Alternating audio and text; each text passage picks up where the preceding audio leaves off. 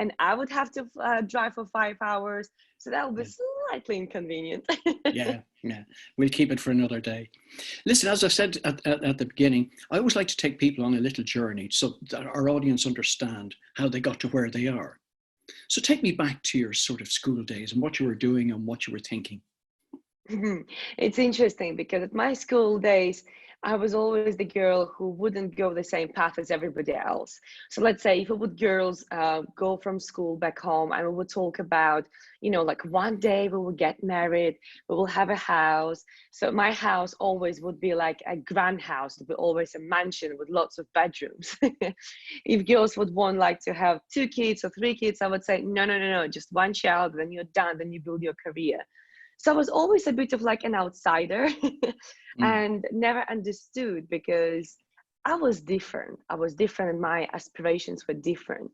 And a lot of that was coming from me being so deeply interested and involved into psychology and learning about our capabilities and what we can, because of what happened when I was actually 13. But actually, my biggest dream when I was at my school age was one day, believe it or not, to come Yeah, and live in the UK. That was my really. big dream. Yes. Uh, all right. Okay. So, what was the motivation behind that? Well, first of all, I was told by many teachers that people in UK are very polite and they're interested to know how you're doing and they ask you these questions. And because it's not what people are like in Latvia, well, I wouldn't say all of them, but majority of them, I thought, oh, that fits perfectly the way I am, polite and smiley and, having manners and all the rest of it. So I thought that's the place to be. But that's like logical explanation because between you and me and all the listeners, I must say it was more like intuition telling me that it's my calling. It's something is there. It's almost like I need to be there. And I could never give logical explanation. So I do have a logical explanation, but that's not the logical explanation. No. And so therefore you must have started with you. So you had a whole career path. You had perfect English. It must have been such an easy journey for you, was it? That would be amazing. I thought it will be, as you said, perfect journey. You just land in UK and then the job just lands it in front of you and you earn lots of money and you buy a massive house. And then, nah, it didn't happen. I arrived to UK and I realized that I don't speak any English. I thought I did because I learned English at school. But you know what? When so many different cities have different dialects, and I ended up being in Bradford in the beginning, and there's no way Bradford English is the same English as I learned at school. You can imagine. So that Yeah. was a bit of a challenge. And then in general, just get used to learn English from scratch because I learned English at school and I finished school when I was 18, I think 18 or 19, my high school. And I arrived to UK when I was 24. So the good question is, how much do you remember of a foreign language which you have been learning at school? Zero. And it's different anyway. You need to be speaking it all of the time. So the best way to Yeah. learn is to get thrown into the middle of it. Precisely, exactly. To be thrown into the situation and just start from scratch with open mind and deciding that, you know what, you bought one-way ticket, make it work. That's it. That was the So decision. you learned the English, but managed to avoid the Bradford accent. Oh yes, because I didn't last in Bradford for a long time. No, no, no, no, no, no. I obviously I didn't know anything about of Bradford back then, but then I went to Leeds to get my national insurance number, and I remember this glorious, sunny, bright day when I came out of the train station, and I came out on this square. There's a beautiful, massive horse, and beautiful buildings, and I'm like, oh my God, this place is just like home. I don't know what exactly I liked. Was it the horse or was it the weather? But I just fall in love with Leeds. And within 3 weeks, I was in Leeds. And that's it. And I was in Leeds for about 7 years since then. So what sort of work were you picking up, or how did you get involved in just working generally? Well, I'm not sure what would be your strategy when you would go to live in a foreign country. But my strategy was get any work, like any work. And as a result, I went to the agency, which was called Blue Arrow, because a friend of mine, she recommended that. She said, Olga, I'm working at an ice cream factory and they hire people for ice cream factory. And even though I had corporate world background, I know I got used to be on my high heels and dress and hair done, makeup done, nails done, you look all smart and, speak smart. I thought, well, you have to survive. Right now, it's not about picking and choosing a job. Right now, it's about doing a job and earning money. And I went there, brought my CV, and I remember the look of Howard, with whom we're still a really good friends, and he's such a lifesaver for me. But I remember his look at my CV, at me, at my CV, and he says, we don't have a job. And I was so devastated. I thought, how unfair is that? I came here all the way here, and that was like on the other side of Leeds. And I'm like, oh my God, I didn't even have money for my bus fare. So I spent my last money for my bus fare. And I knew that, like, that's it. I either get the job or I'm done. And he says, there's no job. But then when I went back home, he called me up and he said, Olga, I have a job. It is in city center. And I'm like, I'm taking it. He goes, Right. wait, I didn't tell you details. I'm like, I'm taking it. He says, wait. So it's going to be like 3 shifts in a day, 3 hours of work, 1 hour break, 3 hours of work, 1 hour break, 3 hours of work. I'm like, I'm taking it. He says, wait, I didn't tell you all of it. I think the pay was £5.21 or something. I can't remember. It was so long ago. And he said, you'll be giving out magazines. And I'm like, I'm taking it. He's like, wow. Like, are you sure? I'm like, of course. And then the next day, it hit me. It really hit me because I arrived there and I was given an orange jacket and an orange hat and a trolley full of magazines, like full. You know those people who are standing by the train station, by the bus station, or on the streets, and unknowingly, they come to you and they give you magazines. So that was me. And it was quite embarrassing because, coming up from a corporate world to be right now on the street being absolutely frozen. It was September, it was cold. And given out magazines, I felt embarrassed. I felt like a failure. I felt like I let myself down. I felt like God knows what I'm doing. But I was like, I'm not giving up. And when a girl with whom I was working next to me by the train station, she told me, Olga, there's no jobs in Leeds. She was doing that job at that time for 3 years. Wow. And that kicked me. I said, there's no way I'll be doing this job for 3 years. And what I was doing during this hour break, I was walking around the city, giving out my magazines. And I would go back and I would give out my CVs. And I would go back and I would give out the magazines. And then I would, in my hour break, again, would walk around the city giving out my CVs. So in a week's time, I found my new job. And that was in a shoe shop. Great. Well, it's better than standing on a platform giving out magazines anyway. It is, but it was an opportunity. And years later, Howard, bless him, he told me, Olga, I looked at your CV, I looked at you, and I realized if I will let you go to the factory, you will never leave it because people stay there forever. And he said, I knew that you needed an opportunity. I could see your career path. And he said, I just knew that you will make your way. And when I asked him, after I think 2 days, Howard, if I will give out magazines in 2 hours, but all of them, can you please pay me still for 3 hours, but can I have a break for 2 hours? He said, I couldn't believe, like, why would you need 2 hours break? People are not happy with a 1 hour break and you want 2 hours break. So apparently, which I didn't know about, he was watching me from opposite side of the street, what I was doing with those magazines. And I was honestly giving them all away. I was coming to people, I was talking to them, practicing my English, and I was giving them all away because I was spending those 2 hours looking for a job.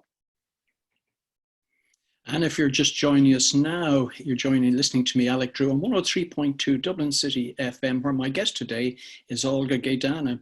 And Olga, if people want to find out more about you, where would they connect to? They definitely can connect with me on LinkedIn. It is just my name, Olga Geidane. And then they also can find me on the website, which is olgageidane.com. Also, I'm all over the social media. So if Instagrammers can find me on Instagram, same way, Twitters can find me on Twitter, and Facebook people can find me on Facebook. You're everywhere. And for the spelling of that, it's Geidane. So just for people who want to know the different. Thanks. So anyway, this man is watching you. He's happy enough with all of this, but you're not going to be happy staying there. I certainly know that from knowing you. So you're off somewhere next. What's on your mind then? You are so right. Absolutely. So as soon as I managed to find my new job in the shop, I went and I did that. And yet I still was going back and I was doing that job once I was having a day off in my shoe shop, because I was doing my best to earn as much money as I could. And then whilst I was having my half an hour break during the day in my shoe shop, I was taking my CVs and I was going to look for a better job. I was unstoppable. It's great though. It's the enthusiasm of youth, and people tend to forget it, that if you want to get on, sometimes you have to do the footwork. Exactly. Yes. And that was me having my nuts in my one hand, a pack of nuts, because that was my lunch break and I had to eat and apply for a job at the same time.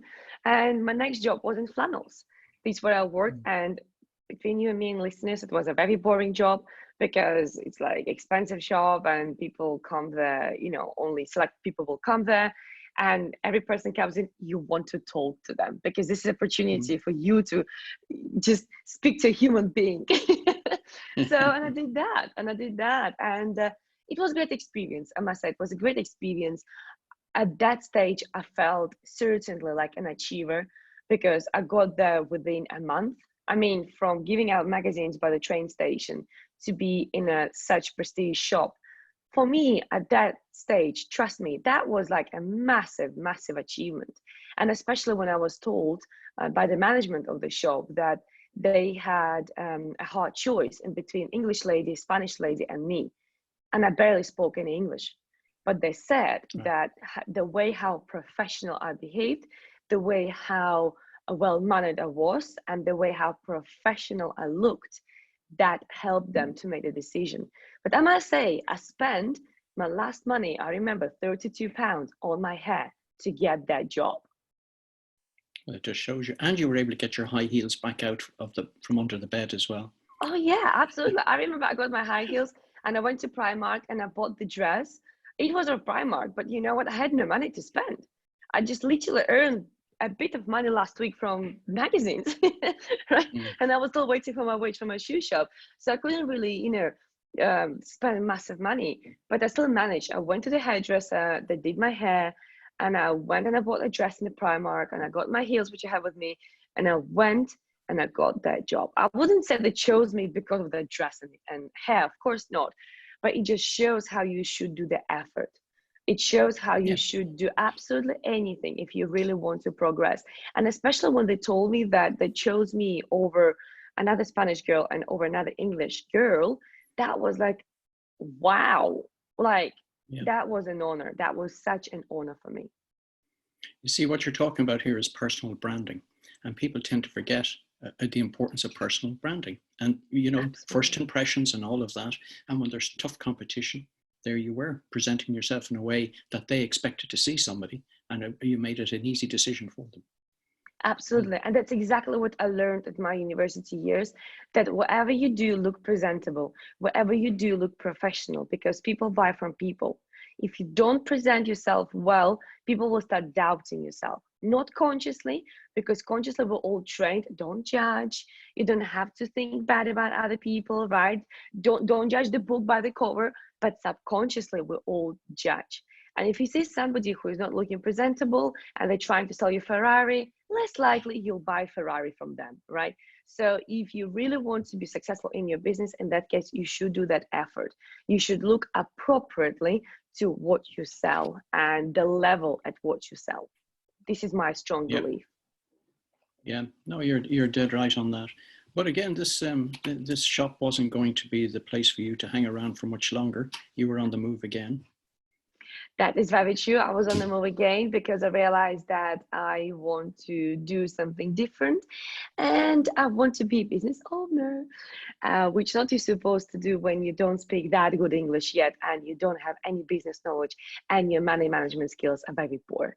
But this is what I did. I started domestic cleaning business, and within good few months, it actually started really well.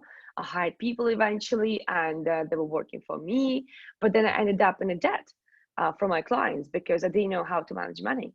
And this is again is proving how any of your behavior in your personal life goes into your business life. Because if you have money limiting beliefs, that will be copied into your business. In my case, it was poor money management. So I didn't know how to manage money, right? Yes, I did get an accountant, but accountant was just, looking at what is on the paper, right? How many sales did you have and how much, did you spend and what's your clear profit? What Hmm. profit? I did not get any money from my clients and I was in minus 23,000 debt, Yeah. right? Nice one. And exactly. When you think about it, I just started my business. It's been running for only several, I think, months or something. Yeah, nearly a year. And I spent all my savings already on people wages, and I'm just not having that money. And that was painful to realize. But again, it just teaches you a massive lesson. Your business will grow if you will grow. Because if I wouldn't really work on myself, if I wouldn't have to become that person who manages money well, who has business understanding, and who actually has some bigger goals for money rather just earning money, then I cannot progress in my business. So what I have done, probably not what I was supposed to do, but I took a loan from Lloyd's, from my bank, business bank, and I went to see Tony Robbins in Florida. Hmm. Sounds Yeah. bizarre to take a loan for such a thing, but that was the only option for me, right? I somehow came across Tony Robbins on YouTube and I fall in love with what he was teaching. He was speaking way too fast for me at that stage. So it was thanks to him that I learned English much quicker because Hmm. he speaks so fast, even now. um, and I went to Florida. And I went to his seminar, and that was life changing. That was mind changing. That was business changing. That was changing and transformational at every level. And guess what? This was going to be your career for the future without you realizing it at the time, or maybe you had that intuition again. I guess intuition is my best friend in my life. That's for sure. I do trust my intuition. I learned and I practiced how to trust my intuition because all of us we have it, but not all of us are trusting it. So that was a massive lesson for me to trust my intuition. But I must say that, if somebody would tell me you will go to Florida, you will take a loan, you will go to Florida, and you will realize that you will come across the life coaching and you will realize that this is my path, this is my future, this is my mission, this is my everything, I would say, nah, what the bollocks, do I really have to go all the way to Florida? But actually, that's exactly what happened. I went there, and even though I got really great and fabulous content, and that was amazing, I met some fabulous people. We still stay in touch. It's amazing.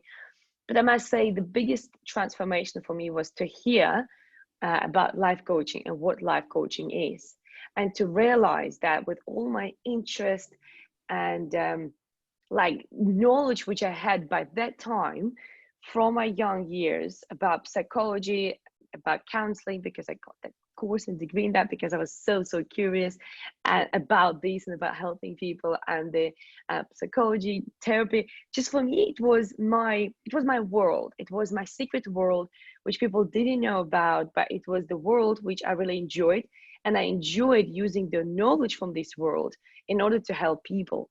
And that was just randomly somewhere on a street, on a bus, somewhere friends would come to me. It was just random, but I was loving it. But I never knew that actually it's a profession. I never knew that actually it's something what you do for money. To me, it was always my hobby. It was for years and years, it was my hobby because I started this journey at the age of 13. And when I went to Florida, I think I was 26 6 or something, right? So we're talking about like a decade plus time when I was so deep into psychology and that was my everything. And then I hear that actually you can do this for money. Right? You can help people, you can transform people's lives and get paid. And I was like, no way. That's exactly what I enjoy doing. So Well, what they say is the best thing you can do is find a hobby, monetize it, and you'll never work again. exactly. Exactly. And that is exactly what I talk when it is a question about passion. What is passion a job? You know, what is your mission? What exactly is that? And I say, it's something what you really enjoy. It could be your well-paid hobby because it never feel like you actually working. Like football players, do they actually feel that they're working? No, they play football all day long. Tennis players, do they feel like they're, working? They play what they love. They play tennis. And once they feel like they need to step down and retire, they just retire, right? And the same here. I love what I do, and I'm so passionate about that, and I just cannot stop doing that. Since I started that, since I qualified and I started doing that, I'm hooked. I'm addicted, and I cannot explain you the feeling when you realize that somebody is making that progress, when somebody transformed their lives, when somebody sees what was the limiting belief, when somebody sees what was stopping them the entire life and they couldn't work it out, when somebody understands why their relationship never worked out, when somebody understands why they cannot progress in their business. And it's remarkable, absolutely remarkable, to break down their mindset and rebuild it. And that's why I call it reinvent, because I reinvent people. And tell me, there's obviously common things you come across. What's holding people back? Is it their mindset mostly that holds them back? I would say no, it is themselves. And in themselves in a shape that themselves not making the choice, diving deeper into their mindset and understanding what is holding them back. Because it's really easy to say, I was brought up that way. It's really easy to say, I was always that way. It's really easy to say, my parents were that way. But it is a responsibility to make the choice to decide that I will be working on it. And that's why I strongly believe it is themselves. Because yes, it is about the mindset. And the minute you make that decision to work on yourself, this is the moment in your life when it will just transform and change and shape, and you will be never the same person again. Right, that's an interesting concept. So really what you're saying is that a lot of people, they're always looking for excuses. They want to blame somebody else for something that they can correct themselves. Absolutely, 100%.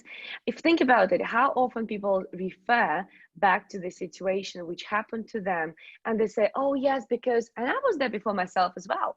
And people say, oh, that's because I was used financially, or my partner cheated on me, or my dad was abusive to me, or my mom was not loving mother, or something else. There's always something what people refer to. And the most fascinating thing is people get addicted to those stories. People get addicted to those excuses without realizing they are. But if you just dig a bit deeper, it's almost like with depression. And I know right now people will hate me. They will absolutely hate me for saying these words. But if you, human being, want to be happy, but you are in a depressive state, and you choose to be in depressive state without going and seeing a specialist, or without going and wondering, working with a, could be, you don't have to go to life coach straight away, right? But you can go to counselor, you can go to therapist, you can go to hypnotherapist, you go to anybody to discuss it. And you can find reasons why you got into depression, or why do you feel that way. Because the bottom line is people don't want to deal with that because of the effect what it does onto other people. And let me give you here an example. A sister, a friend of mine, she was in this depression in brackets. So every time we would meet, she'll be always keeping her head down, no facial expressions. And if I would ask her, how are you doing? She would say, oh, still the same. So on a second time, And I never met his sister before. It was like, kind of new thing to me. The second time, I was like, nah, I'm not going to give you this pleasure of feeling so sorry for yourself. Again, I'm a coach, right? And what was fascinating when I told her brother about this, I said, look, stop asking her how she is feeling. Trigger her to feel happier, right? Praise her for when she smiles. Praise her for when she goes out, right? It's about changing her behavior, but showing her that I will give you attention, I'll give you my love, I'll give you everything when you are slightly different. So retraining her. And he couldn't believe that. He said, Olga, you're so nasty to my sister. She's in depression and she's not feeling well. You have to be understanding. And I said, look, I work with so many people that I know it is a choice. Right now, she's making a choice to be in that state because every time you meet her, you go, oh, how are you doing? And she says, not well. And you tell her, oh, let me take you out. Will that make you feel better? Yes. And then you go out and then you say, oh, let me buy you a drink. Will it make you feel better? Yes. And you buy her a drink and she feels better. So what I was doing next time when I was meeting her and many times after, I was just like, oh my God, right now, let's go for a walk and let's do this and let's do that. And you should see her eyes because she was taken out of her state, right? She was not in her usual self-pity state. And eventually she retrained herself. And guess what? She's not in that state anymore. And I'm not saying that this will apply to everybody, right? I'm not saying that. But what I'm saying, please, if you don't feel great, don't stay at home. Go challenge yourself. If something happened in your business and that makes you feel anxious, that makes you feel depressed, that makes you feel not you, not usual you, don't hide it. Go question that. Go wonder about that. Go speak about that. Because you will get addicted to this state because people will start giving you something as a result of it, and you will only go deeper. You will go down the route of antidepressants and everything else, and you don't want to go down that route. Yeah, people seem to want to find, they have a natural tendency to want to find the negative things in life and then hold on to them. It's easier. Yes, because our brain is made to protect us. This is what our brain does. It says, this is a danger, so step back. So as a result, we're always looking for danger. We're always looking for something negative. We're always looking for something what we shouldn't do. So of course, changing your state, changing your thinking, this is a negative thing because it's an effort. Again, people, and I love this fact. I love the fact that people are slightly lazy creatures. We will always do things which are easy. And working on yourself, it is not easy. It is not. I worked on myself. I reinvented myself. The person who you see now, it's not the person who was before. And I know personally how transformational this journey is. So I'm not saying it is easy, but what I'm saying, when you make the choice to decide that enough is enough, it's enough for me just to get by in my business. It's enough for me to work with clients who don't value me. It's enough for me, never get paid on time. These decisions will really transform your life, but you've got to act on them. Yeah, and in most cases, these are decisions you make for yourself, and then accept the consequence of making those decisions. Absolutely, absolutely. Because again, if you're leading a team and team is looking up at you and they see that you as a person, for example, subconsciously, you never put yourself first because of something happened to you a while ago in your personal life, and you subconsciously, you learned a behavior, a pattern that other people are more important. So what do? With your business, you don't put yourself first. So when your client wants anything cheaper, you agree. That means you start devaluing your services. Then your people, they start working over you because they see you don't step up for yourself either. Right? And then it's just a domino effect. Well, in the 30 seconds we've got left, is there a message you'd like to give our listeners out there? Would love to, absolutely. Think of who you would like to be remembered as when you die. Yeah. And if people want to find out more, where can they find you? My website, Olga Geidane, Geidane.com. Facebook, Instagram, Twitter and LinkedIn. I would say on LinkedIn, I post a lot of my content. This is my favorite platform, but I'm pretty much on every platform. So